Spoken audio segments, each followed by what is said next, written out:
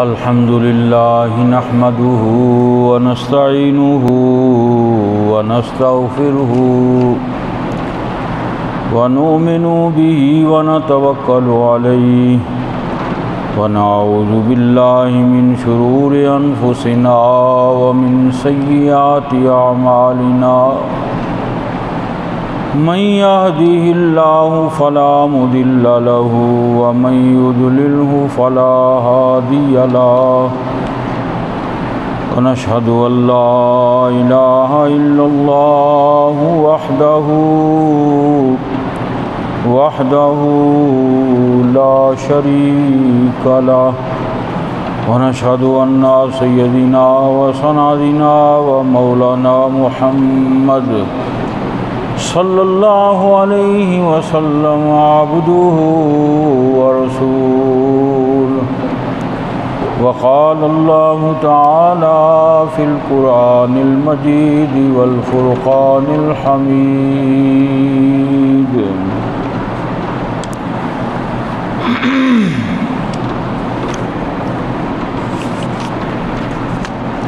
وقال اللہ تعالی فی القرآن المجید یا ایہا الذین آمنوا اذا نودی للصلاة من یوم الجمعة فاسعوا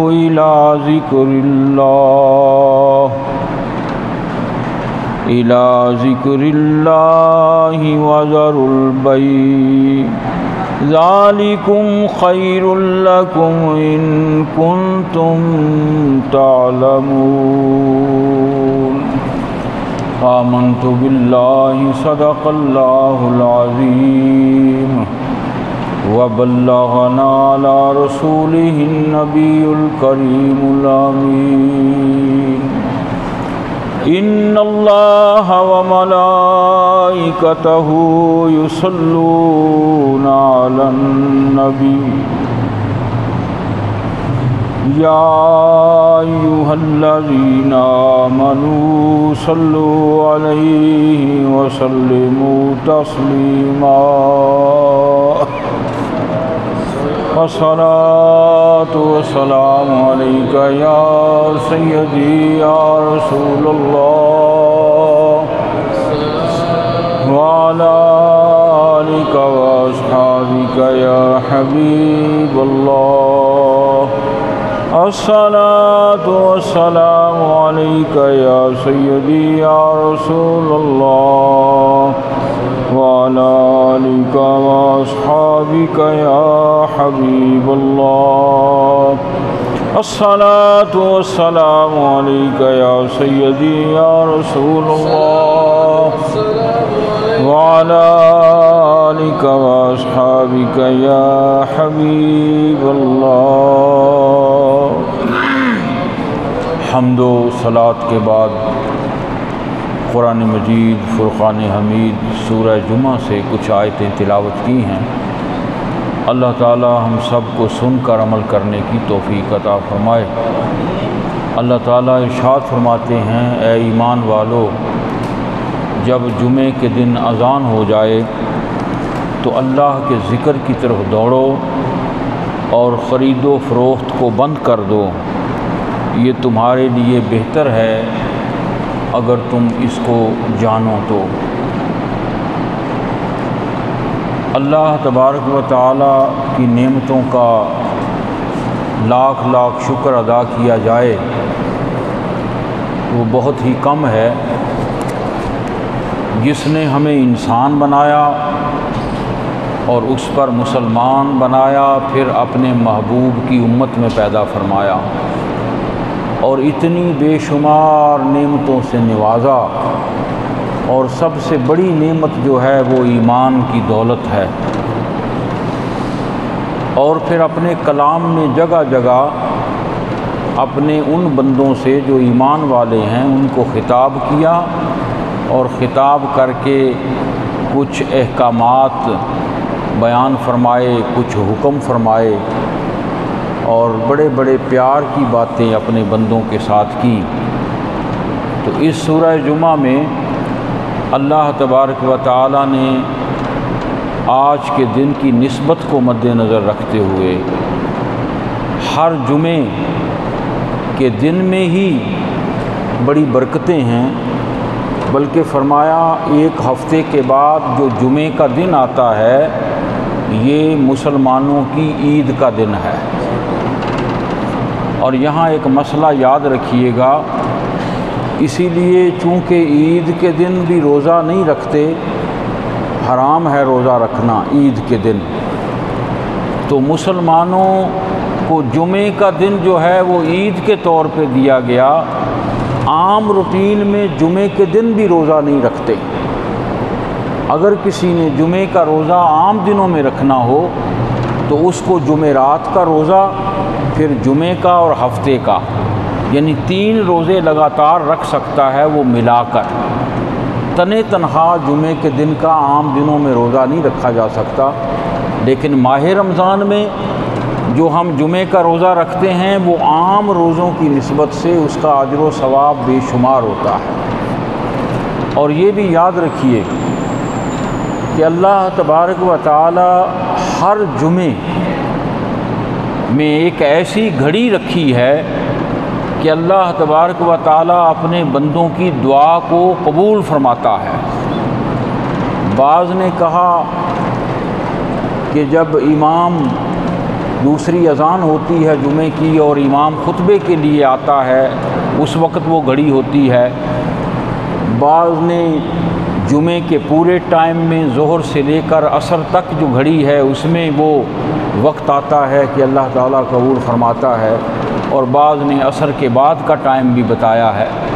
الغرض جمعے کے دن اذان کے بعد ایسی گھڑی ضرور رکھی گئی ہے جس میں اللہ تبارک و تعالی اپنے بندوں کی دعاؤں کو مقبول فرماتا ہے۔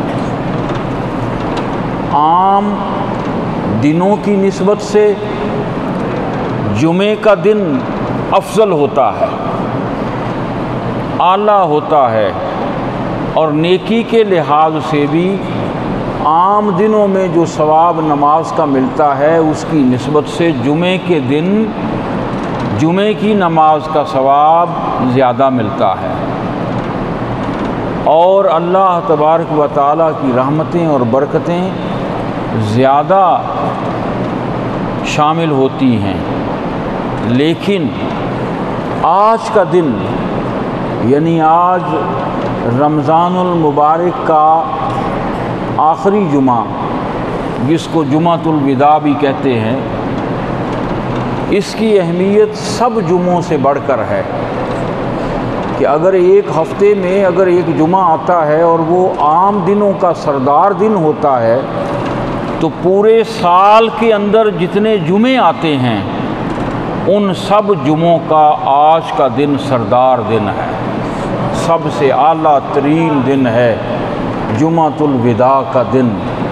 اور اس دن اللہ تبارک و تعالی جب عام جمعوں میں دعا کو قبول فرماتے ہیں تو اس جمعے کو اللہ تبارک و تعالی اپنے بندوں کی دعاؤں کو قبول فرما لیتے ہیں۔ یعنی پورے سال کے جمعے ایک طرف، آج کے دن کی عبادت، آج کے دن کا روزہ، آج کے دن کا جمعہ، یہ ہر جمعے کے دن سے افضل ترین ہے۔ اور اللہ تبارک و تعالی نے عام جمعوں کے دنوں میں کچھ اصول بیان فرمائے ہیں۔ پہلی بات تو یہ کہ جب تم جمعے کے دن اذان سن لو تو پھر اپنے کاروبار کو بند کر دو۔ یعنی جو اشارہ مل رہا ہے اس میں بعض لوگوں نے تو یہاں تک کہا ہے کہ جس جمعے کے دن اللہ تبارک و تعالی نے خود یہ بیان فرمایا ہے کہ جب جمعے کے دن اذان ہو جائے تو اللہ کے ذکر کی طرف دوڑو۔ یعنی ثابت یہ ہوا کہ اذان سن لینے کے بعد اپنا خیال، اپنا دھیان، اپنے قدم، اپنا سب کچھ اللہ کی طرف لگا دو۔ کاروبار کی طرف سے منہ موڑ لو، دکانیں بند کر دو اور بعض نے یہ لکھا کہ اس دوران جو کاروبار کیا جاتا ہے اس میں جو پیسہ کمایا جاتا ہے وہ جائز نہیں ہے، صرف اسی بنا پر کہ تمہیں اللہ نے حکم دیا تھا کہ کاروبار بند کر دو، لہٰذا تمہیں چاہیے کہ کاروبار بند کر دینے چاہیے اور تم اللہ کے ذکر کی طرف دوڑو۔ کیوں کہ اگر بندہ اس کی طرف دوڑ کے آتا ہے تو اللہ کی رحمت 10 گنا زیادہ دوڑ کے اس کو اپنے گلے لگاتی ہے۔ اور یہاں دوڑنے سے مراد یہ نہیں کہ کسی اور طرف دوڑنا ہے، بلکہ اذان کہاں سے سنی؟ مسجد سے، اللہ کے گھر سے اذان آئی تو حکم یہ ہوا کہ مسجد کی اذان سن کر تم بھی مسجد کی طرف دوڑو تاکہ تم اللہ کا ذکر کر سکو، اللہ کو یاد کر سکو اور زیادہ سے زیادہ اللہ تبارک و تعالیٰ کو راضی کر سکو۔ پھر عام دنوں کی نسبت سے خصوصیت کے ساتھ جمعے کے دن غسل کرنا بہت اعلیٰ ترین ہے۔ حضور نبی اکرم صلی اللہ علیہ وسلم کی سنت بھی ہے، اور ویسے بھی غسل کرنا جو صفائی جسم کی ہوتی ہے تو اللہ تبارک و تعالی فرمایا صفائی جو ہے وہ نصف ایمان ہے۔ اللہ تعالیٰ توبہ کرنے والوں کو اور پاک صاف رہنے والوں سے محبت فرماتے ہیں، ان کو پسند فرماتے ہیں۔ اور ایک جگہ فرمایا اللہ جمیل و یحب الجمال، یعنی اللہ تعالیٰ خوبصورت ہیں اور خوبصورتی کو پسند فرماتے ہیں۔ تو وہ خوبصورتی کون سی ہے؟ وہ اسلامی شریعت کے مطابق جو ظاہری طور پر تم پاک ہوتے ہو، وضو کرتے ہو، استنجا کرنے کے بعد وضو کرتے ہو یا غسل کرتے ہو، اور پھر اگر سرما لگاتے ہو تو یہ بھی سنت ہے۔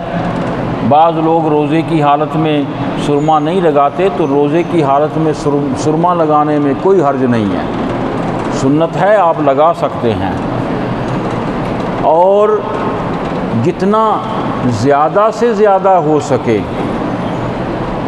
لباس دھلا ہوا پہن کے آؤ، یہ عام جمعوں کے آداب میں شامل ہے کہ یعنی لباس کو اچھی طرح دھویا ہوا ہو۔ اور اگر یہ جمعۃ الوداع ہو تو یہ بات یاد رکھیے گا، رمضان المبارک میں پہلے روزے سے لے کر جب چاند نظر آتا ہے، عید کے چاند نظر آنے تک جو کچھ بھی حساب کتاب ہے، خرچہ ہوتا ہے، جو ہم چیزیں استعمال کرتے ہیں، ان پر کوئی حساب کتاب نہیں لکھا جاتا۔ حتیٰ کہ عام دنوں میں اگر تم نے ایک قطرہ پانی ضرورت سے زیادہ ضائع کر دیا تو قیامت کے دن اس کے بارے میں بھی پوچھا جائے گا، حساب ہوگا۔ اس لیے کہ قیامت میں ذرے ذرے کا حساب ہونا ہے۔ اگر تم نے کسی کا حق کھایا، اس کا حساب ہوگا تم سے، یعنی تم حلال کمائی سے اپنے اوپر جو کچھ خرچ کرتے ہو، اللہ تعالیٰ اس کا حساب پوچھے گا قیامت کے دن۔ لیکن فرمایا تمہاری کمائی ہوئی دولت سے رمضان المبارک میں جتنا مرضی کھل کے خرچ کرو، اس کا حساب کتاب نہیں ہوتا۔ تو بزرگان دین کیا کیا کرتے تھے؟ پورے سال کے کپڑے روزوں میں سلوا لیتے تھے، 4 جوڑے سلوا لو، 5 سلوا لو، تاکہ پورا سال انہی کپڑوں کو پہنو، پھر آئندہ رمضان میں پھر نئے جا کے کپڑے سلوانا۔ اور یہ عام جمعوں کے اندر بھی یہ بات یاد رکھیے گا، اگر نیا لباس سلواؤ تو کوشش یہ کرو کہ جمعے کے دن پہن کے اس سے جمعہ کی نماز پڑھو۔ اور اگر عید کے لیے جو لباس سلوایا ہے، نیا لباس مثلاً آپ سلواتے ہیں، 1 سوٹ سلایا ہے، 2 سلائے ہیں، تو جمعۃ الوداع کے دن وہ نیا لباس پہن کے آؤ جو تم نے عید کے لیے اپنے کپڑے سلائے ہوئے ہیں۔ کیوں؟ اس لیے کہ نئے لباس کی ابتدا اس دن سے ہو جو سب سے زیادہ برکت والا دن ہے، اور وہ آج کے دن سے بڑھ کے نہیں ہے۔ اگر کوئی لباس نیا نہیں لے سکتا تو وہ پھر عام لباس اس کو اچھی طرح دھو کے خوشبو لگا کے اور اچھی طرح سے بن ٹھن کے وہ اللہ کے گھر میں آئے۔ اللہ جمیل و یحب الجمال، اللہ خوبصورت ہے اور حسن کو پسند کرتا ہے، اور تمہارا ظاہری حسن وہی ہے جو شریعت نے تمہیں بتایا ہے۔ اچھے لباس کو پہننا، دھو کے پہننا، خوشبو لگا کے مسجد میں آنا، غسل کر کے مسجد میں آنا، اور جہاں آؤ قدموں سے چل کے آؤ گے، ایک ایک قدم پہ تمہیں اللہ تبارک و تعالیٰ اجر اور ثواب دے رہا ہے۔ یہ عام جمعے کے دنوں کے آداب ہیں، تو پھر آج کا دن جو ہے جمعوں کا سردار دن، اس کے آداب تو بہت زیادہ ہیں۔ ایک اور مسئلہ غور سے سن لیں اور اس کو آپ نے یاد رکھنا ہے۔ ایک تو جو دوست وضو کرتے ہیں، وضو کرنے کے بعد جب وہ مسجد میں قدم رکھتے ہیں تو اکثر بازو ایسے کر کے ہلاتے ہیں جس سے پانی مسجد کے اندر گرتا ہے۔ وضو کا پانی مسجد کے اندر گرانا مکروہ ہے، جائز نہیں ہے۔ دوسرا، وہ لوگ جو مسجد کے اندر کنگھی کرتے ہیں، یہ منع کیا گیا ہے، شریعت میں سختی سے منع کیا گیا ہے کہ مسجد کے اندر کنگھی کرنا جائز نہیں ہے۔ کیوں؟ اس لیے کہ مسجد خدا کا گھر ہے، اور ایک بزرگوں کے بارے میں آتا ہے، وہ ایک دفعہ مسجد میں آئے وضو کر کے، تو ان کی داڑھی کا بال گر گیا مسجد میں، تو سارا دن اس کو ڈھونڈتے رہے مسجد سے، جب تک وہ ملا نہیں، اس کو اٹھا کے باہر نہیں انہوں نے رکھا، تب تک وہ اس کو ڈھونڈتے رہے، کیونکہ خدا کا گھر ہے، یہاں کے کچھ آداب ہیں، ان آداب کو ملحوظ خاطر رکھنا چاہیے۔ اور اسی طرح سے مسجد میں جب آئیں کوشش یہ کریں دایاں قدم پہلے داخل کریں، پھر مسجد میں بیٹھیں آپ کی آواز نہ نکلے، پھر مسجد میں بیٹھیں آپ کے بٹن اچھی طرح سے بند کیے ہوئے ہوں۔ کوشش کریں اگر آپ جوان ہیں تو دیوار کے ساتھ ٹیک لگا کے نہ بیٹھیں، یہ صرف وہ بندہ ٹیک لگا کے بیٹھے جو بوڑھا شخص ہو یا بیمار ہو۔ یہ خدا کا گھر ہے، عام بندے کے سامنے جانا ہو، کسی وزیر نے تمہیں بلایا ہو، دنیا کا تمہیں کام ہو، تم بٹن کھول کے اس کے سامنے نہیں جا سکتے۔ تم جاؤ اور اس کے پاس وہ کرسی پہ بیٹھا ہوا ہو، تم سائیڈ پہ دیوار کے ساتھ ٹیک لگا کے بیٹھ جاؤ، وہ تمہیں ایک منٹ وہاں نہیں رکنے دے گا، نکل جاؤ یہاں سے۔ تمہیں پتہ نہیں ہے کہ بندوں کے آگے کس طرح کھڑے ہوتے ہیں؟ تو کیا خدا کی بارگاہ میں اتنا بھی نہیں ہم کر سکتے کہ اپنے آپ کو ان آداب کے ساتھ ہم قائم رکھیں جن کی وجہ سے اللہ تبارک و تعالیٰ کی ناراضگی کا سبب نہ بنے؟ یہ چھوٹی چھوٹی باتیں جو ہیں، یقین مانیں آج تک ہم نے تو ساری زندگی ایک ہی بات سنی ہے، بڑے بڑے عمل رہ گئے، بڑی بڑی نمازیں پڑھنے والے پیچھے رہ گئے، روزے رکھنے والے، حج کرنے والے بھی ناکام ہو گئے، لیکن ادب کرنے والے آگے نکل گئے۔ یہاں پہ معاملہ ہی ادب کا ہے، محبت کا ہے، اور اگر ادب کو بھی، سنتوں کو بھی مذاق میں اڑائے کوئی، تو پھر اس سے بڑا کوئی انسان بدبخت نہیں ہو سکتا کہ جو بات کو سن کے بھی اس کو تسلیم نہ کرے۔ آج جمعۃ الوداع کا دن ہے، حضور نبی اکرم صلی اللہ تعالی علیہ وسلم نے جہاں آخری حج کے موقع پہ آخری جو خطبہ فرمایا، اس میں آپ نے چند ایک حقوق بیان فرمائے تھے، اور ان میں اگر 2-3 حقوق کی طرف ہم آج کے دن یاد تازہ کر لیں تو یہ ہمارے لیے بہت بڑا سبق ہے۔ حضور نبی اکرم صلی اللہ تعالی علیہ وسلم کی ایک ایک سنت ہمارے لیے مشعل راہ ہے۔ اگر ہم آپ کی سنتوں پہ پورا اتریں گے، اور فرمایا جس نے اس گئے گزرے دور میں اپنے آقا کی ایک سنت کو زندہ کیا، اس کو 100 شہیدوں کا ثواب ملے گا۔ تو اس قیامت قریب ہے، حالات بہت بدل چکے۔ اس وقت ہمیں چاہیے کہ ہم حضور کا دامن تھام لیں، اور حضور کا دامن تھامنے سے مراد یہ ہے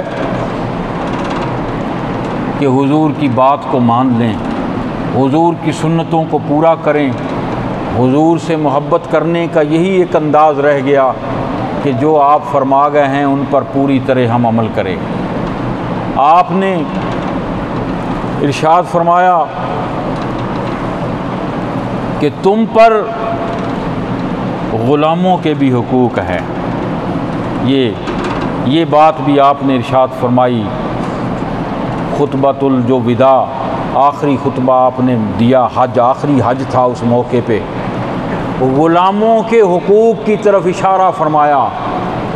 اور یاد رکھنا، غلام وہ ہوتا ہے جس کو تم اپنی نوکری میں رکھتے ہو، اپنی غلامی میں رکھتے ہو، اور اسے تنخواہ دیتے ہو، پیسے دیتے ہو کہ یہ کام کرے گا۔ کبھی ایسا غلام نہیں دیکھا ہوگا جو کام کرے نہ اور بغیر کام کے تنخواہ لے لے۔ لیکن یہاں ہم تو اللہ اور اس کے رسول کے حکموں کو مانتے بھی نہیں ہیں، لیکن ہمیں پھر بھی وہ رزق دے رہا ہے۔ اور یاد دلاؤں آپ کو، اس دور میں آج کل یہ جو کرونا کی وبا پھیلی ہوئی ہے، اس میں سب سے زیادہ جس چیز کو حاصل کرنے کے لیے بڑے بڑے ملک دوڑیں لگا رہے ہیں، اس کا نام ہے آکسیجن۔ اللہ نے ہر ایک کو فری دی ہوئی ہے، جس کو نہیں مل رہی اس سے قدر پوچھو جا کے، اور اس کی کمی کی وجہ سے ان کی جان جا رہی ہے۔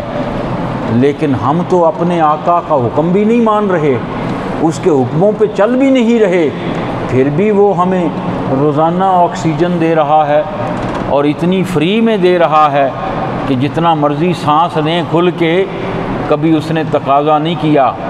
تقاضا یہی ہے، میرے بندو میری طرف دوڑ کے آؤ، میرے ذکر کی طرف آؤ، میرے محبوب کے در پہ آ جاؤ، میرے محبوب کی سنتوں کو پورا کرو، ان کو ادا کرو تاکہ تم متقی بن جاؤ، اور جب متقی بن جاؤ گے تو میرا قرب تمہیں نصیب ہو جائے گا۔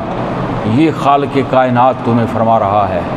غلاموں کے حقوق بیان فرمائے کہ خبردار ان کا خیال رکھنا، جیسا کھانا خود کھاؤ ویسا ان کو کھلانا، جیسا لباس خود پہنو ویسا ان کو پہنانا۔ اور وہ مسلمان کیسا مسلمان ہے جس کے اپنے گھر میں تو کھانے کو بہت کچھ ہو لیکن اس کا ہمسایہ بھوکا ہو، وہ کیسا مسلمان ہو سکتا ہے؟ ہمسایوں کے حقوق ضرور ادا کیا کرو، اگر ان سے کوئی زیادتی ہو جائے تو تم درگزر کر لیا کرو۔ دور ایسا آ گیا، ہر کوئی گرم ہی ہے، کوئی ایک بات کرتا ہے اگلا دو چار آگے سے سنا دیتا ہے، کوئی بھی ٹھنڈا ہونے کو تیار نہیں۔ لیکن اس بات پہ تو ٹھنڈے ہو جایا کرو کہ میرے آقا کا فرمان ہے، میرے آقا نے حکم دے دیا ہے۔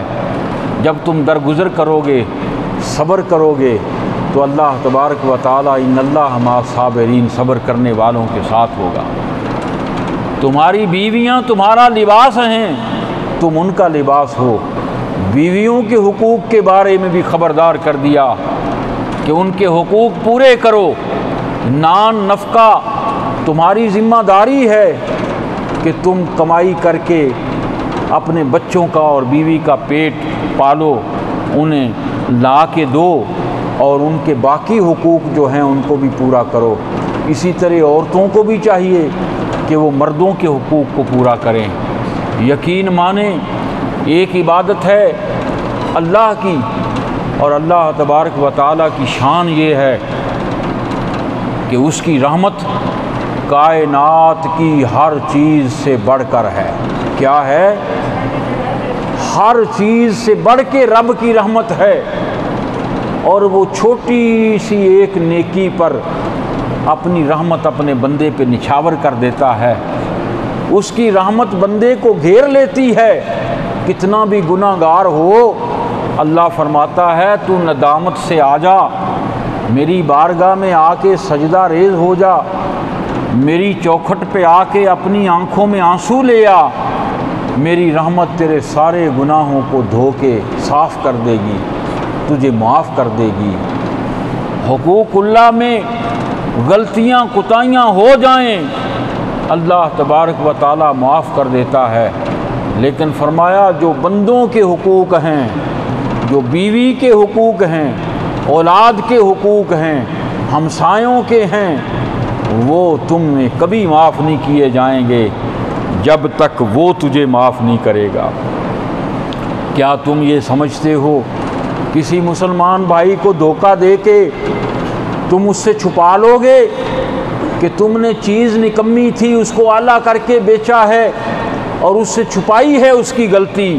نہیں نہیں، اللہ تو دیکھ رہا ہے، اس کے فرشتے تو دکھ رہے ہیں۔ قیامت کے دن اسی مسلمان بھائی کو تیرے سامنے لایا جائے گا، وہاں تیرا راز کھولا جائے گا اور ایک ایک ذرے کا حساب تجھے دینا ہوگا۔ تو فرمایا قیامت کا دن وہ ہے کہ اگر کسی بکری نے دوسری بکری کو سینگ بھی مارا ہوگا تو اس کا بھی قیامت کے دن انصاف ہوگا۔ تو بندوں کے معاملات میں، انسانوں کے حقوق میں زیادہ غور و خوض کیا کرو۔ ہم نے کیا وتیرہ بنا لیا، بندوں کے حقوق کی پرواہ نہیں، بیوی بچوں کے حقوق کا پتہ نہیں، تسبیح پہ تسبیح چل رہی ہے، مسجدوں میں اعتکاف بھی کر رہے ہیں، نمازیں بھی پڑھ رہے ہیں، حافظ بھی ہو گئے، عالم بھی ہو گئے، پیر بھی بن گئے، لیکن طبیعت کے اندر سے وہ نفس کی عادتیں ختم نہیں کر پائے، جس کی وجہ سے غصہ بھی اندر موجود ہے، کینہ اور حسد بھی موجود ہے، دنیا کی محبت کا لالچ بھی موجود ہے۔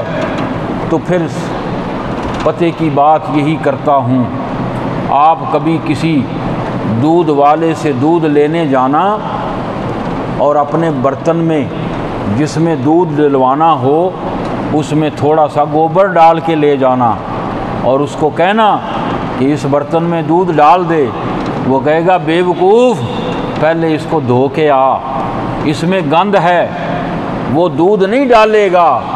تو ذرا سوچو، جس سینے میں گند کھڑا ہے وہاں وہ نور ڈالے گا؟ وہ تو ذات حق ہے، نور یہیں پہ موجود ہے تیرے سینے میں، بس فرق اتنا ہے کہ تو جھاڑو پھیرا کر۔ ہاں جی، آدھی رات کو اٹھ کے وہ کہتے ہیں نا اچھی طرح سے بوکر دینی ہو نا، جھاڑو پھیرنا ہو، اور یہ بھی چاہتے ہو کہ ذرا مٹی بھی نہ اڑے تو تھوڑا سا پانی کا ترونکا لگا لیا کرو۔ آدھی رات کو اٹھ کے اللہ کی بارگاہ میں اپنے ہنجوؤں کا تھوڑا سا تروکا لگا کے اس اندر سے جو گندگی ہے اس کو صاف کیا کرو۔ بہترین وقت ہے آدھی رات کا، آپ کے شاید علم میں نہ ہو، سکھ لوگ جو ہیں یہ آدھی رات کو اٹھتے ہیں، جو اصل سکھ ہیں، ان کے مذہب میں ہے تہجد کے وقت اٹھنا، ان کے مذہب میں ہے، رکھا گیا ہے۔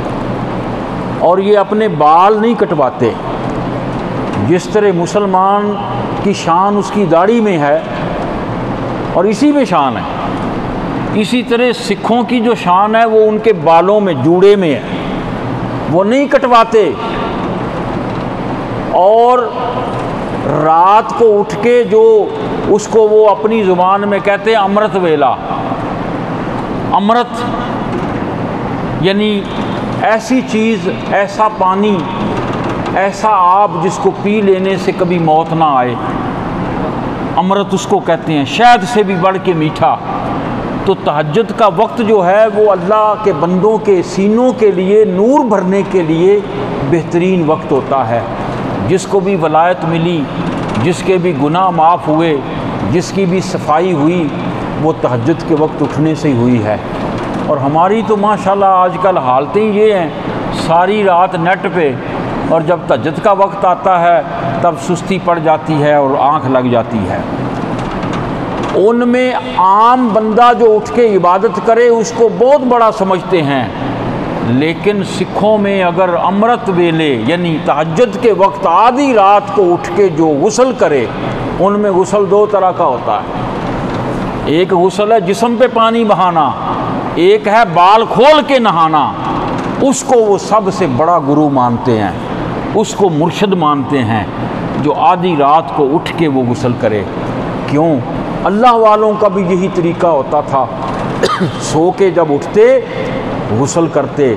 غسل کرنے کے بعد کیوں، کسی نے صوفی شاعر نے بڑا پیارا کلام لکھا، اور اس کلام میں ایک جگہ آگے جا کے وہ پنجابی میں شعر لکھتا ہے کہ یار دے ہار سنگھار لئی میں 5 ویلے منہ دھوواں، کہ جس طرح کوئی سج سنور کے اپنے محبوب کے سامنے جاتا ہے، کیوں؟ اس لیے کہ محبوب دیکھ کے حقارت سے نظریں نہ پھیر لے۔ میں ایسا سجوں، ایسا سنوروں کہ جب میں جاؤں اس کے سامنے تو میں اس کو پسند آ جاؤں۔ مقصد یہی ہوتا ہے۔ عورتیں جو سجتی سنورتی ہیں اپنے خامند کے لیے، اسی لیے سنورتی ہیں کہ خامند ہمیں پسند کی نظر سے دیکھے گا۔ حضرت خواجہ نظام الدین اولیاء رحمۃ اللہ تعالیٰ علیہ، یہ صوفیہ کرام نے اپنی شاعری میں یعنی عورت بن کے، جوگن بن کے اپنے آپ کو، کیونکہ اس میں مرد کی نسبت سے جو ایک قدم نرمی اور اس میں عاجزی انکساری ہوتی ہے، ایک ادا ہوتی ہے، تو جو آپ نے اکثر وہ کلام سنا ہوگا کہ وہ امیر خسرو رحمۃ اللہ تعالیٰ علیہ نے لکھا، شاید میرے ذہن سے وہ مصرع نکل رہا ہے، جس کا مفہوم یہ ہے کہ میں بن ٹھن کے سنگار کر کے گئی تھی اپنے پیا کو کی پاس، اپنے محبوب کے پاس، خواجہ نظام الدین اولیاء کے پاس گئی تھی کہ محبوب کی نظر اٹھے گی اور وہ مجھے شاید پسند کر لے۔ ایک مرید اپنے مرشد کی بارگاہ میں جا کے یہ سوچ رہا ہے۔ میں جو بن ٹھن کے، یہ نصرت نے بڑا پیارا کلام گایا، میرے ذہن میں نہیں آ رہا وہ، تو آگے کیا ہوا؟